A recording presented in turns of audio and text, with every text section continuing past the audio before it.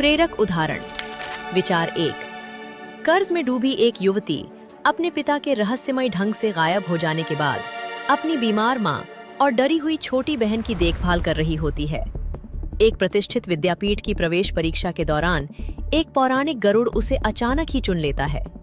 जब वो कठोर प्रशिक्षण से गुजरती है, ऐसा प्रशिक्षण जहां रिश्ते ताकत से नहीं बल्कि त्याग से बनते हैं, उसके सामने ऐसे सुराग आने लगते हैं जो बताते हैं कि उसके साधारण पिता किसी प्राचीन राज्य, एक एरियल द्वीप के उत्तराधिकारी हो सकते हैं और कुछ शक्तिशाली लोग उसकी रक्त रेखा को हमेशा के लिए मिटा देना चाहते हैं।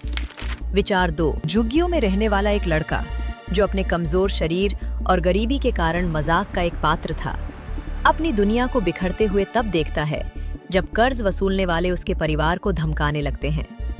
सदियों बाद एक प्राचीन नाग, जिसने कई 100 सालों से अपने लिए एक मानव नहीं चुना था, अकादमी के द्वार पर उससे जुड़ता है, तो वो लड़का दिव्य प्राणियों और घातक राजनीति की दुनिया में खिंच जाता है। पर यह बंधन उसके सामने एक भयानक सच्चाई लेकर आता है। उसका खोया हुआ पिता कर्ज से नहीं बल्कि एक सिंहासन से भाग रहा था। विचार 3। एक भयानक ट्रेजेडी में अनाथ हुई लड़की, जिससे वह बाल बाल बची थी, मिथकीय जीवों की एक अकादमी में सेविका के रूप में प्रवेश करती है। अचानक एक ऐसी घटना होती है जिसकी किसी ने कल्पना नहीं की थी। एक घायल शर्भा कुलीन परिवारों से आए उम्मीदवारों को छोड़कर उसे चुन लेता है।